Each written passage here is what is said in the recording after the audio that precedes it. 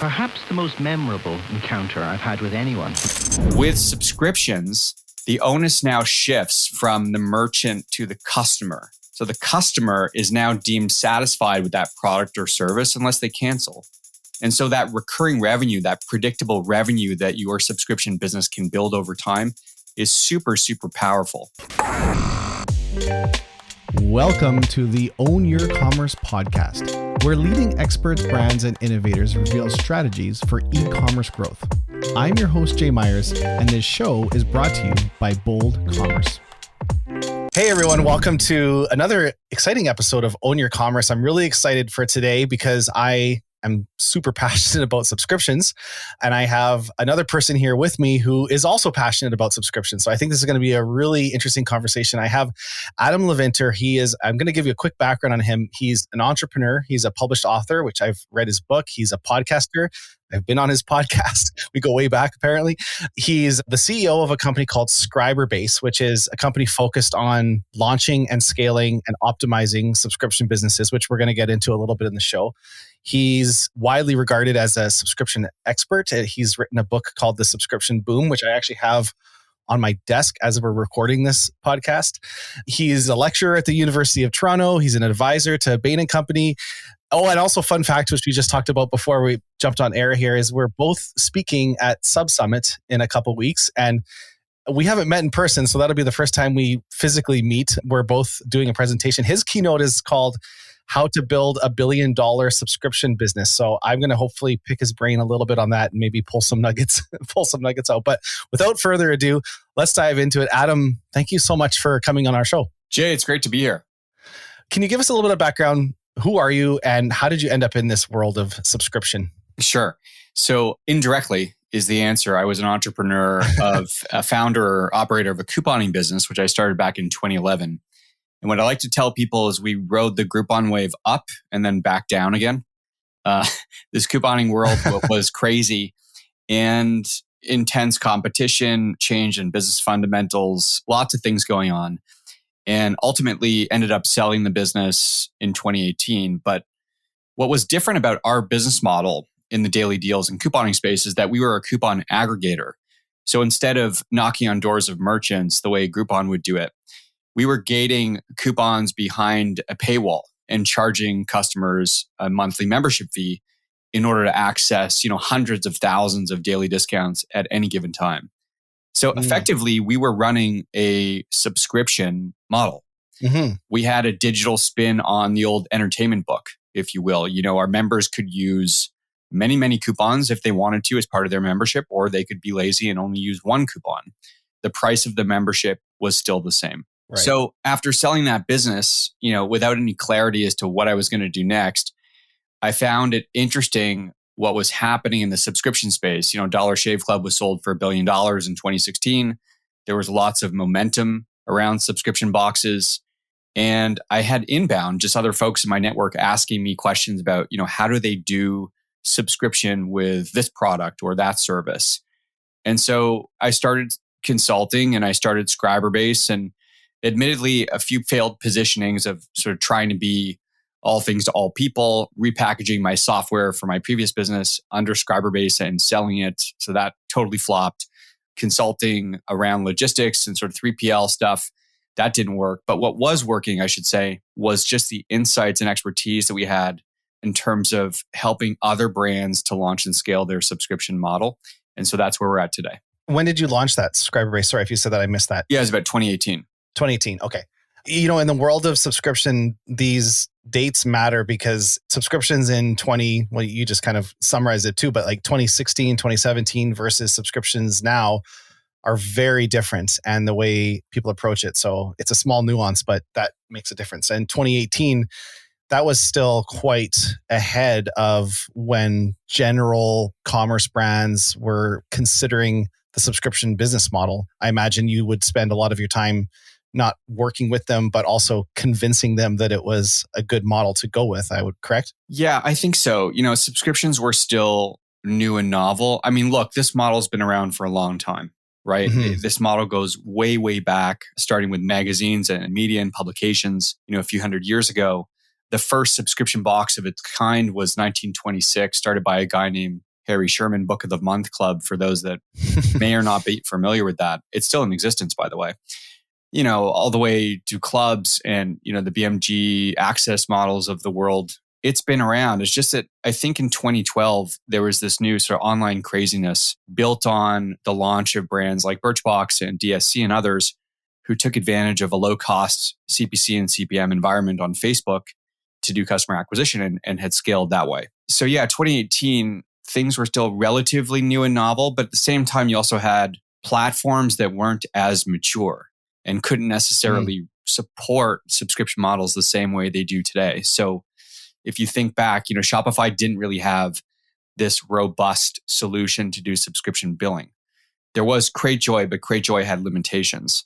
Folks were running into all kinds of problems related to payment processing and recurring billing. So a lot has changed between 2018 and now. So why are you so passionate about subscription and membership? Well, I make the case in the book that I believe that this is the future of commerce.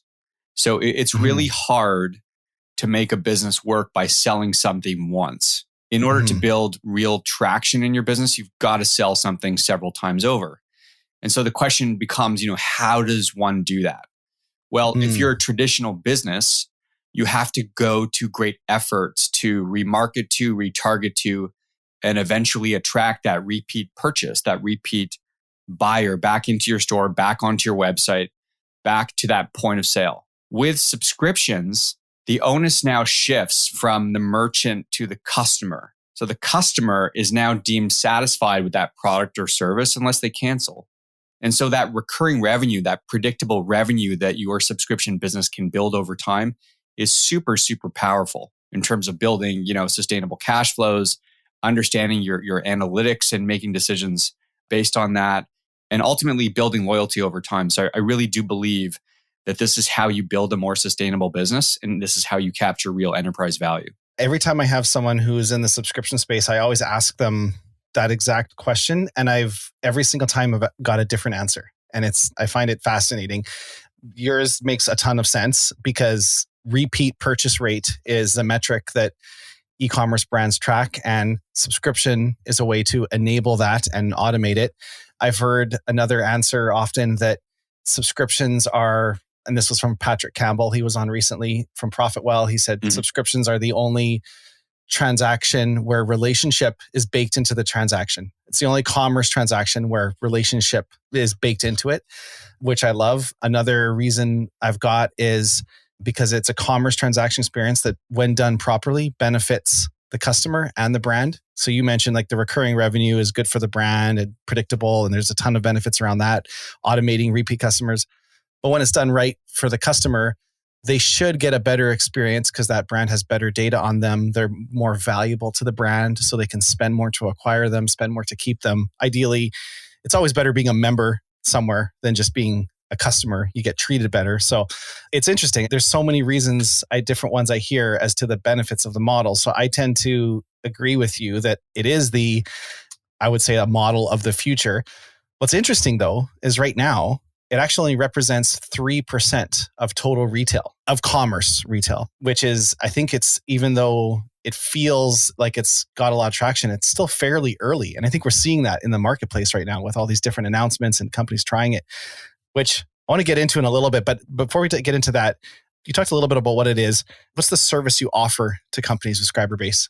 Well, typically companies are looking at use cases, whether it is Dollar Shave Club, or Harry's, or Birchbox, or Ipsy, or HelloFresh, or whatever. That tangible direct-to-consumer product subscription company, or they're looking at Amazon Prime, for example, and taking a look at that loyalty program and saying, we want to do that. Or they have a service that they're thinking about gating behind a paywall and offering it on some sort of subscription or membership access model. And, generally speaking, you pointed it out, Jay, that it does still represent a very small percentage of the market, which is, on one hand, not great, but at the same time represents huge upside in terms of innovation around your business, around your business model. And so typically what we see with our clients is a lack of understanding and a lack of expertise or capabilities internally that lead to them coming to us and knocking on our door and saying, we need help. We know we have the potential to create something innovative here. We know about the fundamentals of a subscription business and why it's attractive to us as a business. We just don't know how to execute. So they typically come to us and they retain us to not only do, the strategic planning and map out the opportunity, but to come up with the plan as to how to build and how to execute and how to stand up that business. So we consider ourselves, some call us consultants. We really consider ourselves business builders because ultimately I'm bringing my sort of background as an operator to the table and doing more than just creating a strategy for this brand. We're actually launching a business. Are there any big wins you can share or client success stories with Scriberbase? We've had a lot of big wins. And so by default, our clients have had big wins. And so by default, we have too. We built businesses in a variety of sectors: media, legal, retail, D2C, e-commerce, SaaS, even nonprofit. So we're proud of that because we're somewhat industry agnostic. We bring our frameworks, our principles, our expertise, our partners, our resources to the table. That separates us from other folks trying to do what we do. So consider ourselves quite a unique value proposition for companies wanting to get into this space and to scale fast. So Scriberbase is around close to 5 years old, over 4 years old. Even in that time, there's been trends and changes happening in the subscription space. What are some of the macro high-level trends you're seeing in the market with subscriptions? There's so many, some good, some bad. First, let me highlight a lot of the more exciting trends that we're watching and we're paying attention to. The first is what we call content as a service. So we're seeing content creators gating their expertise behind a paywall. Folks will be familiar with masterclasses or online courses. There are platforms that support this type of model like Substack and Patreon.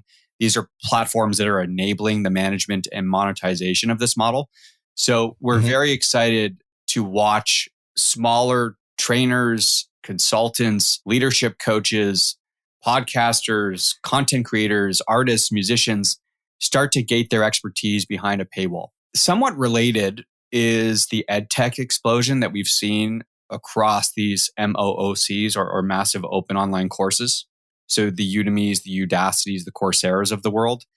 It's the same model, just related to education and edtech. That's not going away. Certainly the pandemic has accelerated this movement from in-person learning to digital learning.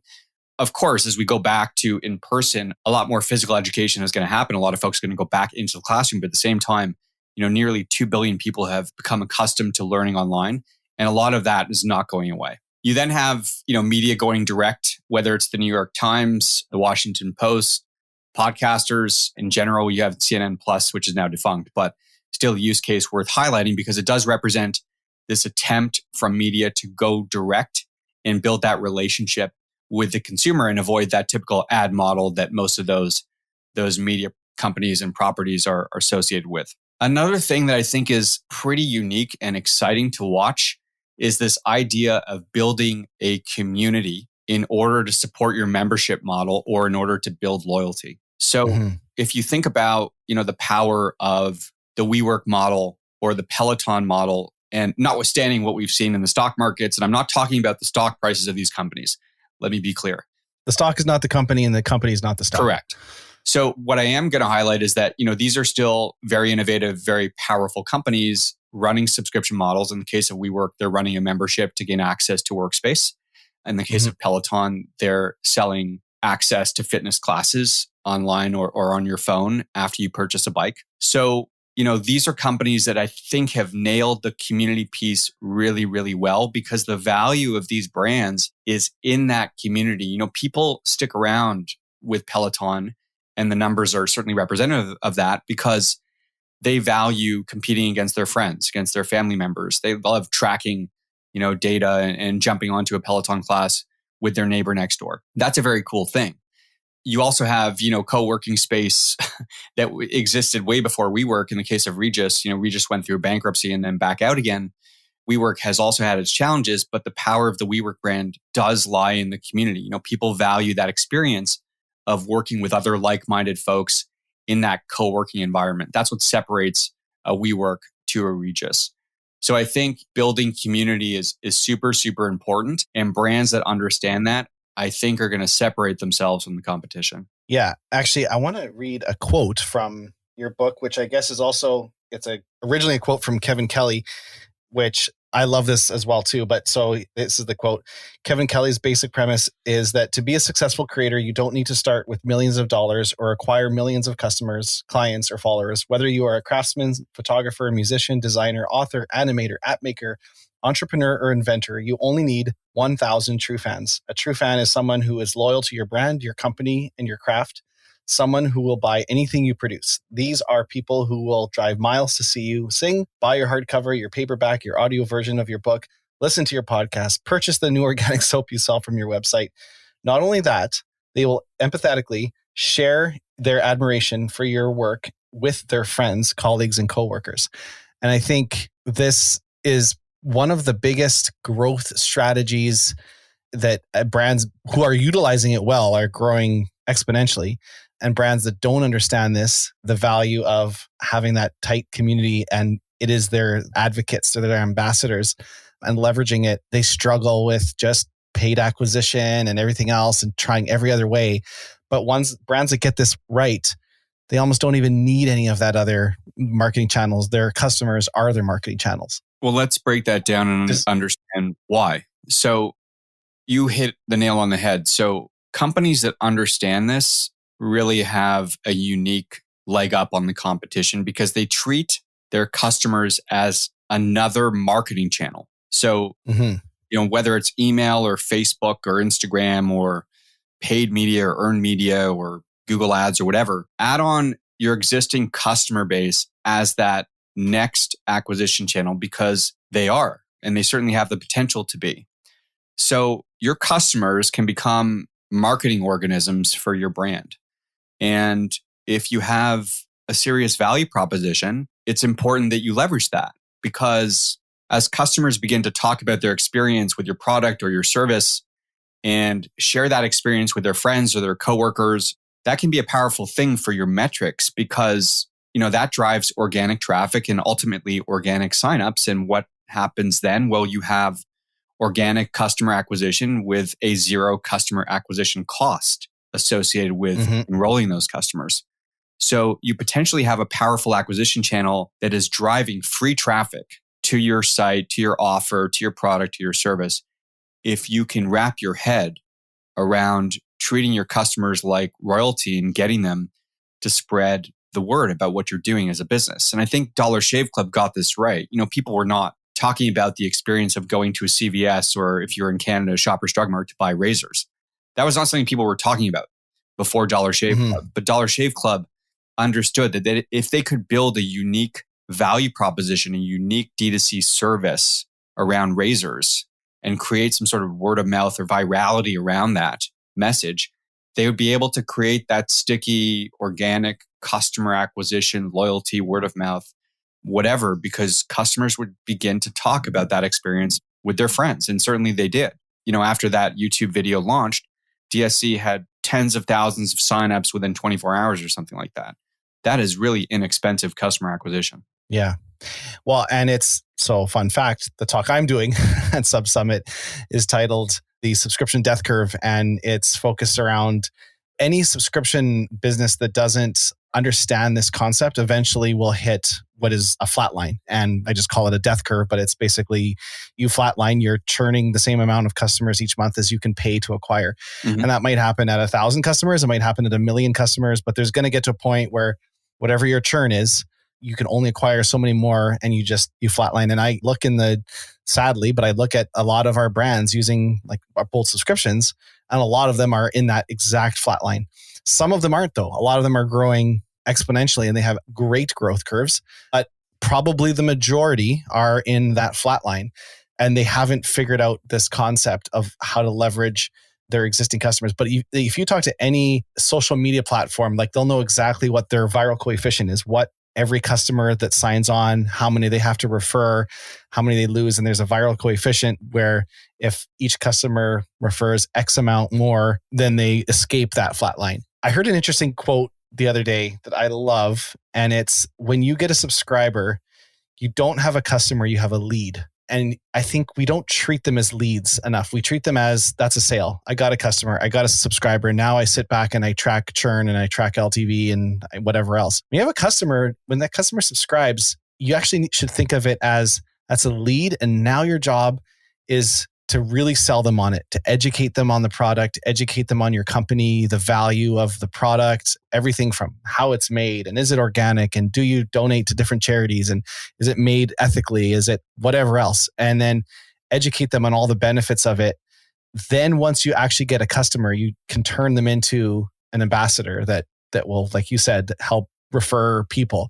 But we sometimes go straight to you subscribe and then right there's a, hey, share with your friends to give them 10% off. But it's like skipping so much. Like they're not actually a customer yet. They're a lead at that point. And we don't do that, those kind of in between steps that are so important to turn them from a lead into a customer. But we think just because they've taken out their credit card that they fall in there. I don't know. What are your thoughts on that? I loved that concept of them being a lead still when they subscribe. Well, ultimately that first subscription is just your first transaction. And assuming that you're not a super high margin business, you're not making money on that first transaction. You'll be making money on the third or the fourth or the fifth billing cycle. And so to your point, it's incredibly important that you pay attention to customer retention beyond that first transaction.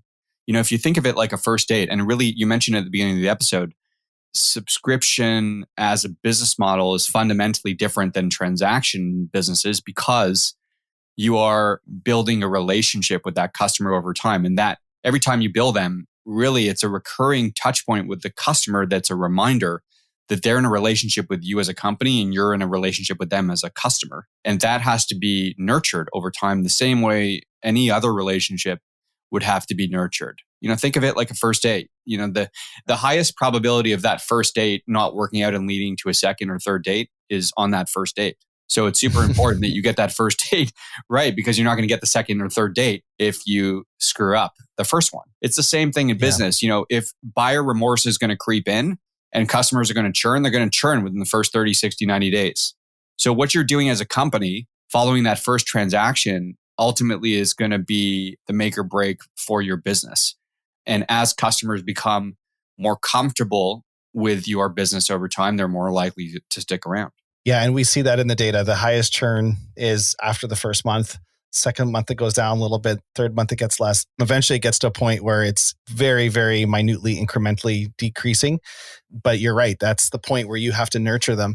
I think, and the other thing I would add is, you know, there's this concept of continuous onboarding and what woos the date in on the first date isn't what's going to keep her around on the 30th date, you know, and she might be impressed that you did something on the first date, but that's not going to work forever. And so it's the same thing with subscriptions, you know, and Amazon is a good example of this. Like when I signed up for Prime years ago, Prime free shipping was what got me. And then they added in Prime video storage or Prime photo storage, and then Alexa, you know, Prime, and then Prime movies, and Prime, you know, they just keeps adding. And so every year you have to basically add more value to keep those customers. But a lot of brands don't think like that. They think that the value that they subscribed for is that's it. They'll be happy with it. And then they're surprised when their lifetime value isn't past 6 months because they're not continuously onboarding and continuously adding value. And it's so critical. Yeah. And one of the points I just wanted to highlight that you sort of alluded to earlier is that churn is not linear. So when you read about churn metrics online and you type in, say, what is the average churn rate for a D2C business? You'll get like 5% or 6% or 4% or something like that. That is the average. The way churn actually behaves is much different. So if you look at churn on a graph, it's accelerated in the first 30 days especially, and then 60 days, 90 days. And over time, it slows down. And as you move out to the right on that graph, you see the curve sort of shrink and you're left with a percentage of your customers that kind of never leave, almost like an annuity. The important thing is that you don't have hyper accelerated churn.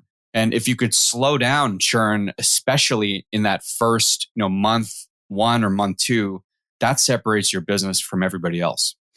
And there's ways to do that with value. What are your thoughts, though, on just using pricing tactics, annual billing with heavy discounts, like, you know, 2 months free when you subscribe annually? Are those some tactics you're a proponent of to get people through that first couple month period? I don't have any best practices around pricing tactics because they vary so much across industries and across companies. I don't know what to say about that other than, we experiment. We recommend our clients to experiment with pricing to see what works. Mm-hmm.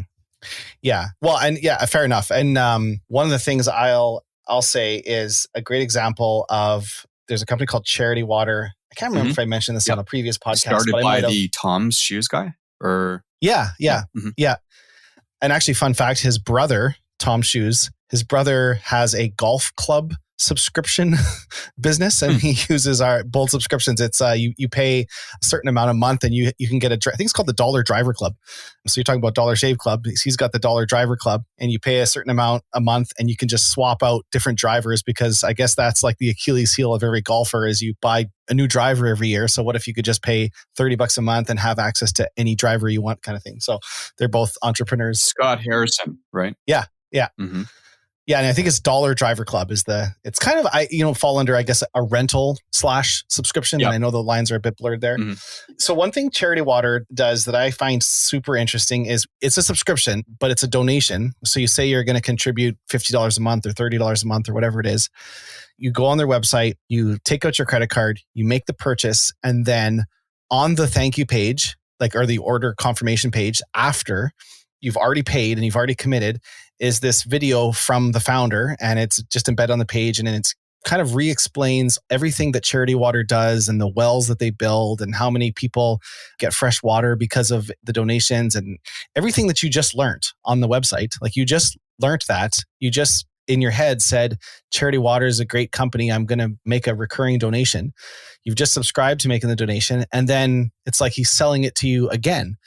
And I think there's a very important reason behind that is just because someone's made the purchase, I guess this kind of goes back to the last point. You still have to continuously educate them. They're still a lead. They're not fully bought in. And the more that you can continually educate on, the good that money is doing in the world, the less likely people are to cancel their monthly donation that they're doing, like the more value. So, I always thought, actually, Robbie Kilman Baxter was on recently, and she had a great way that she put this. She said, when someone subscribes to your product, there's a half-life of attention. The peak moment of excitement is the moment they click subscribe and pay. That's the peak moment of excitement, and it kind of goes down from there. So from the time they place the order to the time they get the product, you can onboard them with videos, with content. If it's a smoothie subscription or a wine subscription, educate them on here's the nutritional value that you're going to start feeling. Here's some case studies of people that have changed their lives with these smoothies or these vitamins or whatever it is, or, for the 6 days until they get their first order, educate them on all the benefits. And it's by the time they get it, they're knowledgeable, they're armed. When their friends ask them, what is this subscription all about? They know everything about it. They know they're like a walking salesperson for your subscription. And they're going to also be less likely to churn because they see the perceived value has gone up, as opposed to just ordering it, sitting there waiting, and slowly, the half-life of attention just goes down, down, down, down until you get it. Yeah. And in my opinion, customers are really insecure, and buyer remorse is really sort of caused by that insecurity. Think about it. When you go out and purchase, a new shirt or a new pair of jeans or a new suit, the peak insecurity is kind of like when you swipe your credit card, you bring that suit home for the first time and you try it on, and you sort of stand in front of your wife or girlfriend or partner or friend or whatever, and say your dog. Do you like this? How does this look? Did I make the right choice? Customers need to be reassured that they made the right choice. They need their confidence boosted, especially in that first week. So anything you as a company can do to reassure them that they made a good choice, that this was the right purchase, the higher likelihood that they're going to say, okay, great. Thank you for telling me I did make the right choice. Yes, that's right. I'm confident. I'm going to stick with this. Yeah, you got to resell it to them. You nailed it. I want to shift into, I've seen you post a few things on LinkedIn and other places about companies moving into the subscription space who maybe weren't traditionally a part of it. There's companies in airlines and food and restaurants and all kinds of different verticals that we don't traditionally think of as subscription. Of the companies that have kind of announced a new subscription membership lately, are there any ones that really excite you? I mean, like 10 years ago, I wouldn't have thought I'd subscribe to my treadmill or to my exercise bike, but these are things that now seem normal to us. But of the ones that have kind of come out recently, are there any that you're really excited about? And then any specific verticals in general that you're excited about to see moving into the subscription space? Well, the Panera Bread stuff is really fascinating to watch. These all-you-can-drink coffee, beverage subscriptions in sort of a brick and mortar location for a flat monthly fee is super interesting. I think the jury's out on whether or not these subscription models are standalone profitable for these companies, but I don't think that's the objective. I think the objective here, especially for a company like Panera Bread, is to offer something innovative that's going to capture a lot of media attention. Number one, okay, box checked. Number two, create really high perceived value for the customer. So in the case of Panera, $10.99 for all you can drink coffee and beverages at all of their locations in the US. Pretty good value proposition, I would say. But three, as a company, is this an innovative enough strategy to create more brand awareness for Panera and also drive average order value up or the average ticket up? Because you assume that if the actual subscription is a loss leader for the company, what is the customer going to purchase outside of their subscription once they're in a Panera Bread location? Assuming they pour that coffee cup, that's free of charge, fine. They grab a sandwich, a bagel, a muffin, whatever, and there's excess margin there. So I think it's interesting to watch these companies try and innovate around this model and create value. And I don't necessarily think that these standalone subscriptions are profitable in each and every case. I think the jury is still out on that. And I can talk about travel too if you want. I mean, if travel, you mentioned the whole Alaska Airlines. If that's helpful, we can talk about that use case. I'm actually fascinated by all of them. There's hotel chains that are looking at offering subscription. Like, I guess what it comes down to is I call this paid loyalty, paid membership versus loyalty in general. Like a lot of these restaurants and these travel and these hotels, like they probably all had loyalty programs. Every coffee club has buy 5 coffees, get your 6th one free, and hotels, they all have their different points programs. Every airline has their points program.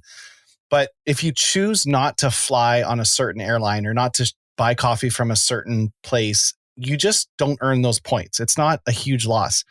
But one of the biggest psychological drivers of choice is if I subscribe to Starbucks for my coffee and now I choose to buy it somewhere else, I'm not just not earning my Starbucks points, I'm actually losing its sunk cost. It's money that I've spent and that I feel like if I have an Alaska airline subscription and now I choose to fly Delta, I feel like in my head, I'm like, I'm losing money. I'm like, I have to use it versus if I just didn't earn the points with Alaska and now I'm getting Sky Miles instead of Alaska points, whatever they're called. So to me, that's a really interesting driver of decision. And I think the recurring revenue is important, but I think underneath it, when you get under the surface, it has a much stronger effect on a customer's purchase decision than just loyalty, but this is still early. And I think that you're right. Like we're watching it play out in front of us. I could see this either working really well or brands will have to adjust the pricing models.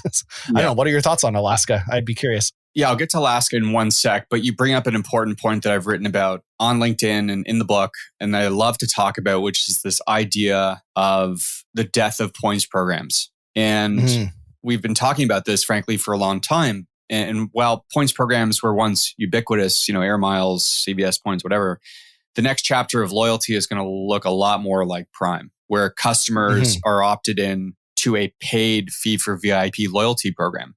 Free points programs, free rewards programs, they're very company centric, right? They rely heavily on breakage or lack of usage. They have, quote, perceived value, but no real value.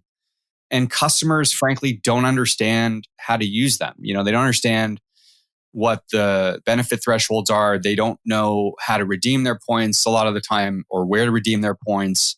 There's just very poor understanding of how these programs really work, frankly. And so this shift to fee for VIP, if done right, is a lot more customer centric. And you see kind of the opposite customer behavior play out with much deeper customer engagement, way higher usage, and real value. And it's a huge paradigm shift because you're moving from a world where loyalty points programs, free points programs benefited the company only, frankly, to a world where these programs really benefit the consumer and company as well, for that matter, because the customer is invested in this program.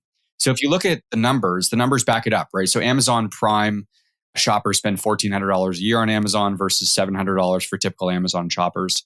Instacart Express, same sort of deal, $2,300 a year for typical or standard Instacart shoppers.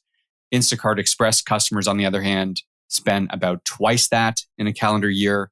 There are all these other companies tinkering with the same type of loyalty model, Restoration Hardware, Bed Bath & Beyond, Alibaba, DoorDash, Roblox with Roblox Premium. I mean, there's so many of these use cases where, companies understand that loyalty has moved from a world of sort of free points to paid. And it's a super powerful shift. There's a really interesting, McKinsey has a report. And so on paid loyalty programs versus non-paid, the paid loyalty members are 43% more likely to buy weekly as compared to non-paid.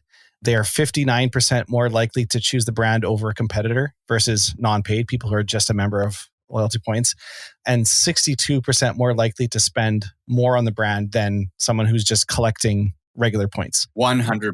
Yeah, it's just like the numbers are staggering. And I think, I don't know, for anyone listening, it doesn't even matter the vertical. Like if you sell clothing and there's no, actually Fabletics does a really good job of this. They have kind of a model where you pay, I think the men's program is, I pay $50 a month, but I get a $75 shopping credit every month. But I pay $50 a month, but every month I get a $75 coupon that I can use. And so I'm not going to shop somewhere else. And like, because I feel like I'm losing it if I don't lose it or use it, where points, there isn't that same psychological use it or lose it driver. Like you're exactly right. And it's not just the confusing. It's like half of the hotel points I have, I don't even know where my login is or what my account number is. So these programs are honestly, they're such bullshit. They're completely valueless. The numbers back it up. I mean, if you look at the amount of points on these company balance sheets that are unused, it's staggering. And, companies have to treat these points differently. They have to list them as risks or liabilities and disclosures to shareholders. It's a whole mess. These programs are seriously valueless. They benefit the company only, and customers don't get value. To be honest, there are critics of Amazon Prime, certainly in other paid programs, but you can't question the value. I mean, I'm happy to pay $100 a year for Amazon Prime, and I'm incentivized to shop on Amazon before I look at alternatives. I mean, that just makes perfect sense because I've got skin in the game. And I think that's an important principle that companies need to take away is that paid loyalty, you're not charging the customer. Customers now have skin in the game and they're incentivized to shop with you at the same time. You now have a responsibility as a company to drive real value for the customer. Yeah, totally. Another thing I think paid loyalty does is it removes price sensitivity that loyalty points doesn't. So I find with Amazon Prime, and I literally did this the other day. My son wanted a new Lego, Star Wars Lego. Just went on Amazon. I Googled TIE Fighter Lego. I don't know what it was. It was like $49. I ordered it. And then the next day I was at, I think it was Walmart, and I saw the same Lego for $29. And I was like, oh, geez, that's like half the price. I don't even think to shop around and compare prices. I'm a Prime member. I get my free shipping. So it removes that price sensitivity. And, the same would probably be true for Fabletics. Because you have the money to spend there, you're probably not going to compare if a shirt's $5 cheaper somewhere else. So it actually, as a brand, might even allow you to become more of a premium, and it removes that price sensitivity. And this is anecdotally speaking.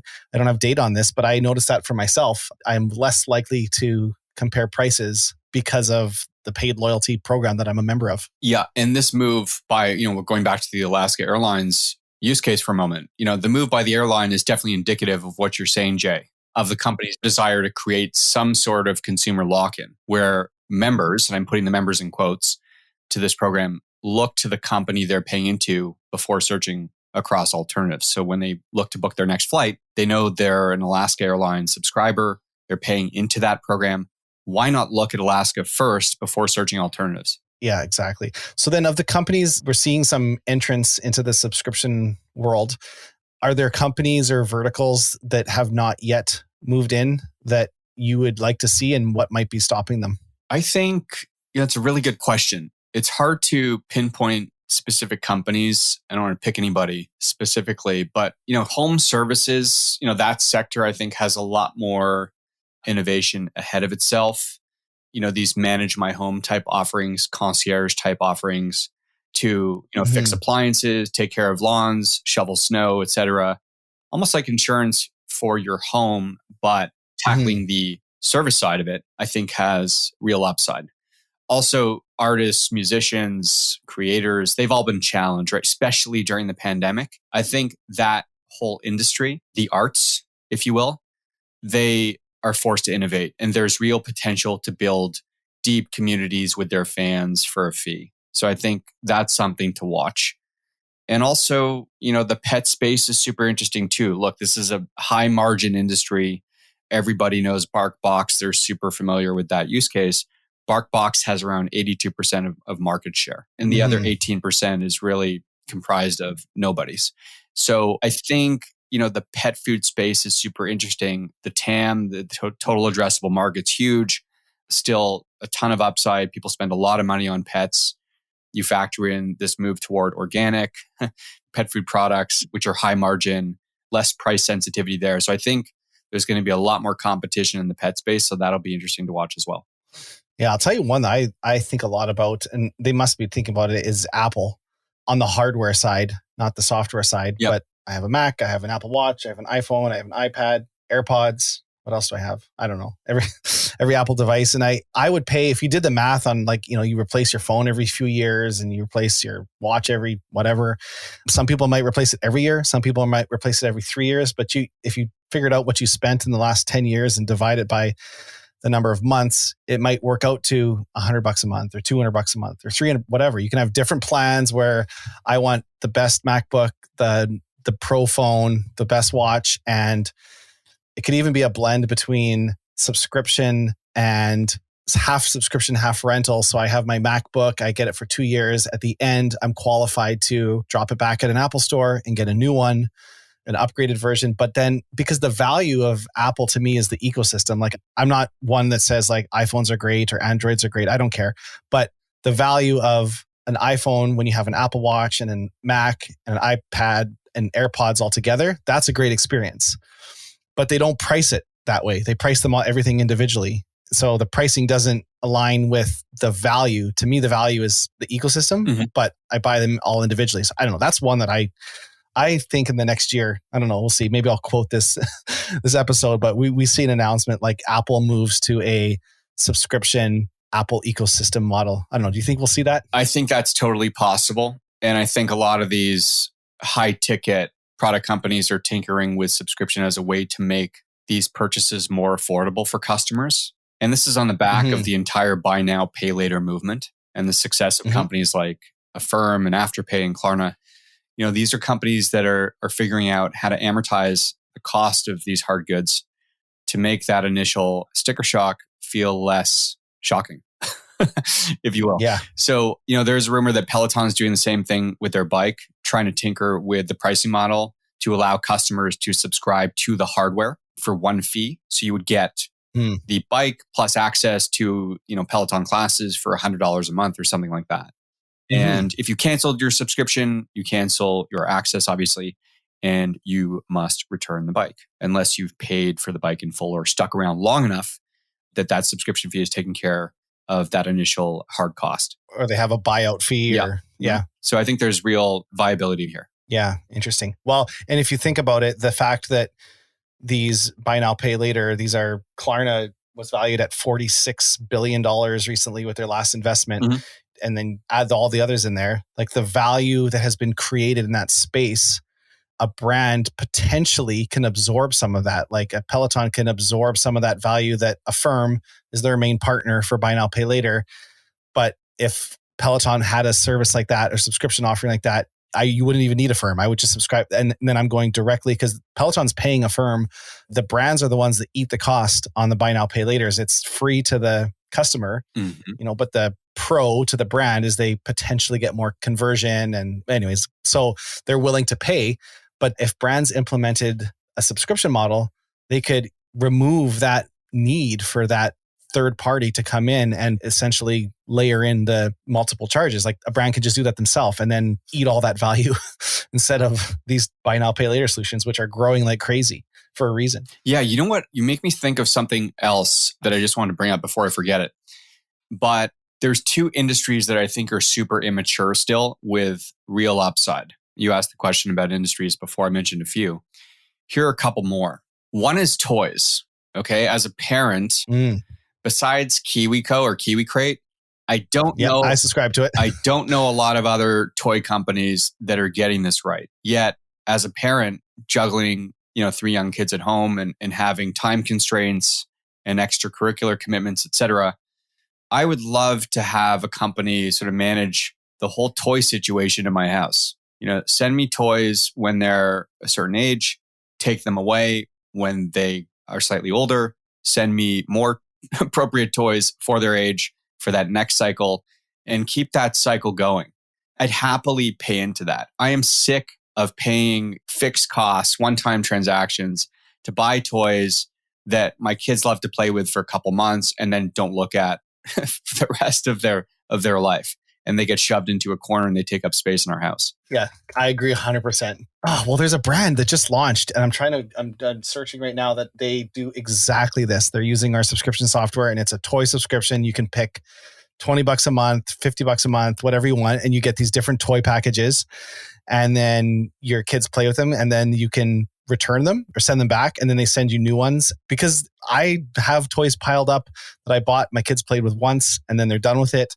But someone else they would love to play with it. I'll put it in the show notes. I can't remember the name of the company, but it's exactly that. They're brand new and anything with kids that they outgrow. Yes. This model. So I think, anything for baby, anything for toddlers, young kids, not just toys, even with music, right? Think about giving your kids the joy of music and giving them access to learning an instrument, having access to a teacher, using that instrument at home.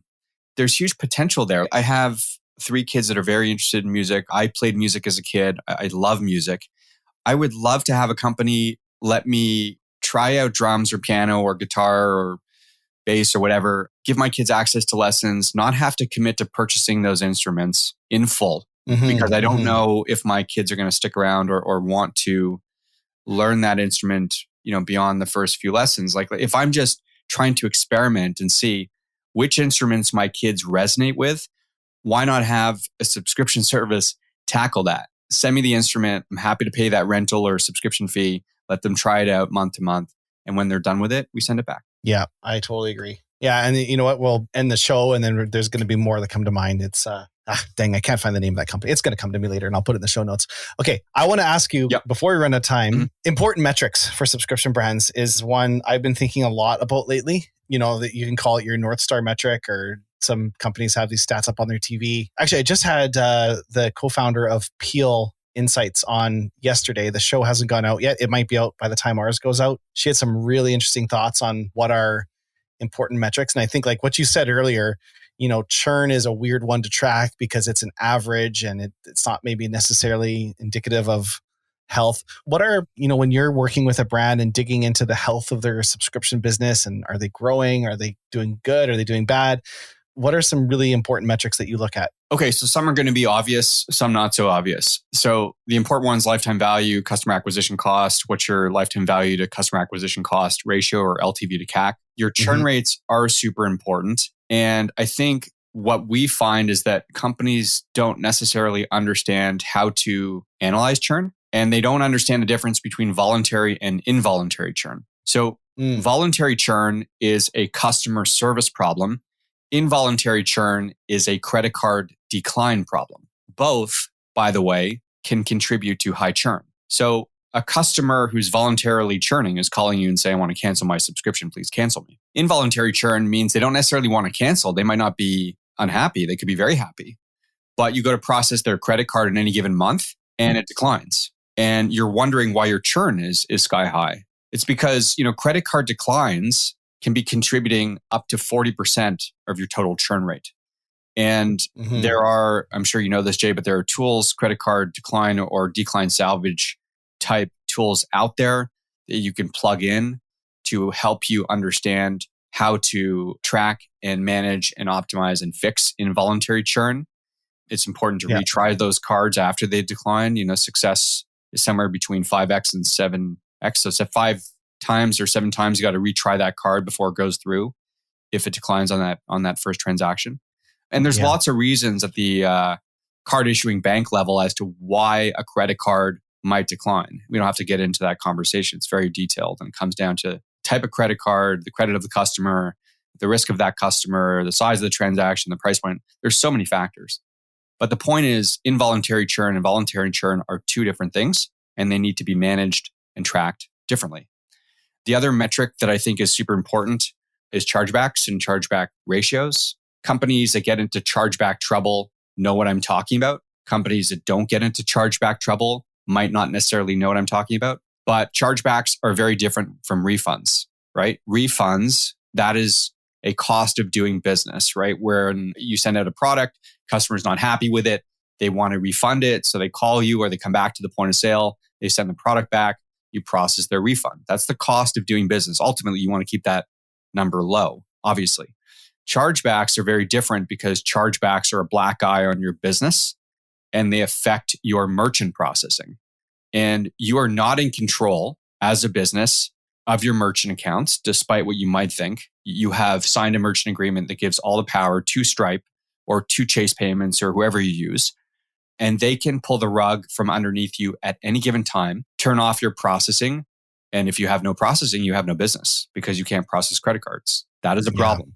So chargebacks are when customers don't call you for a refund or don't come to the store requesting a refund. Instead, they look at their Visa statement and they take a look at that charge. They pretend like they don't recognize it, or maybe they don't recognize it because your billing descriptors are not accurate or up to date, or they have something like, 8910 US Inc. LLC instead of the name of your brand because you didn't update your billing descriptor when you signed your merchant agreement. And so the customer doesn't recognize the charge and they call Visa and they say, "Hi, Visa, I don't recognize this charge. I want to dispute it."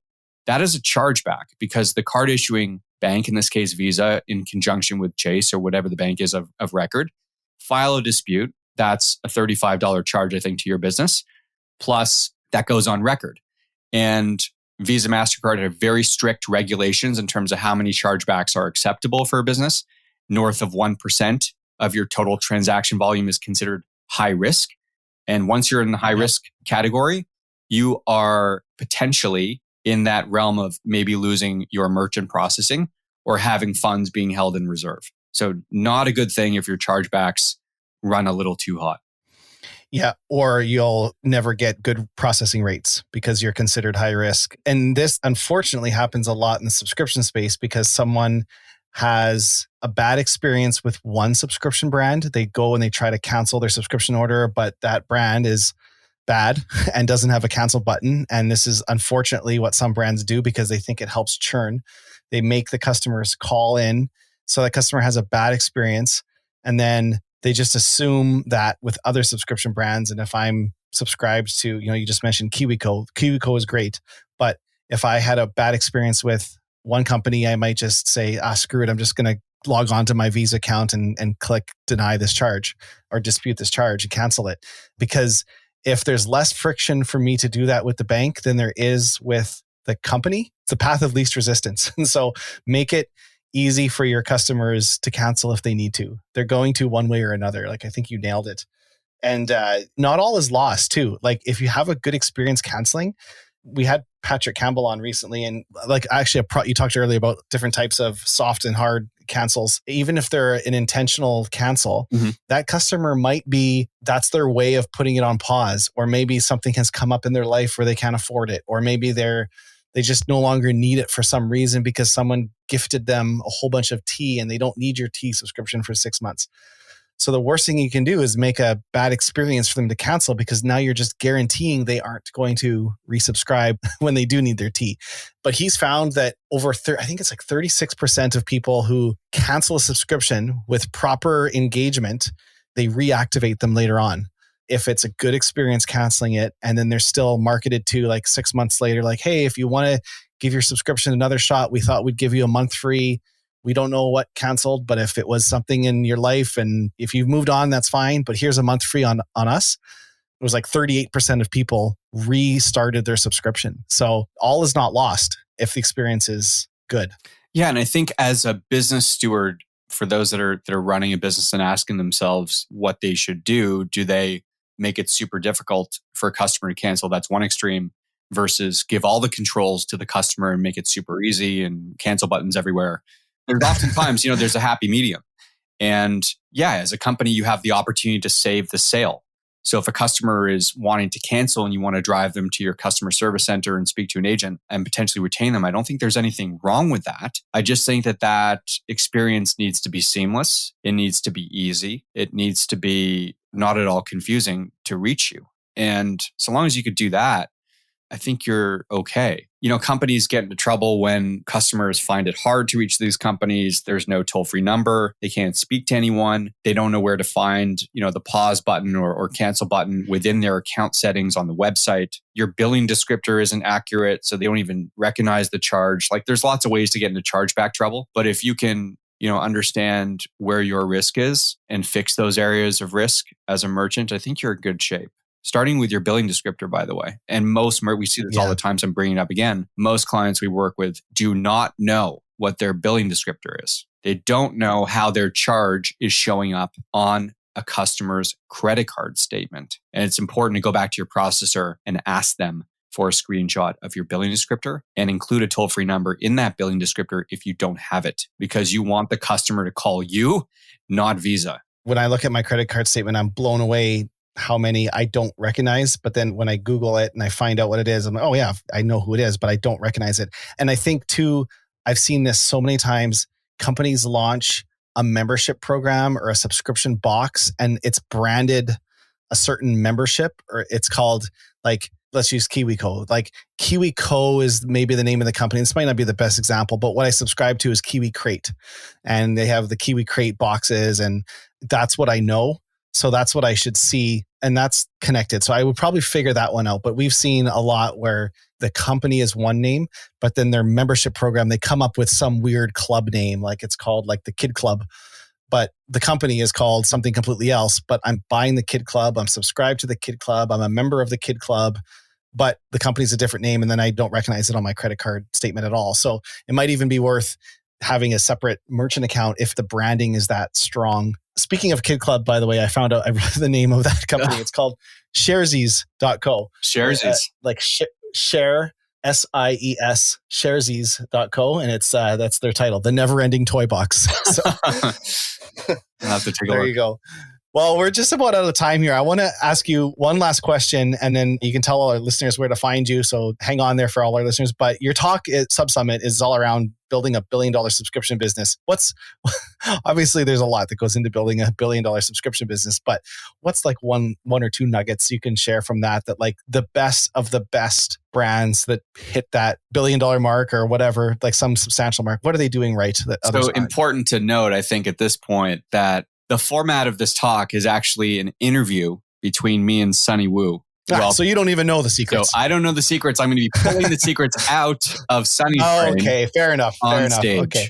So you'll have to come to Sub Summit. Yeah, I'm sure that'll be recorded and shared. So you'll have to look out for that interview. You know what? Let's leave this as a call to action then. We're going to get this episode out right away.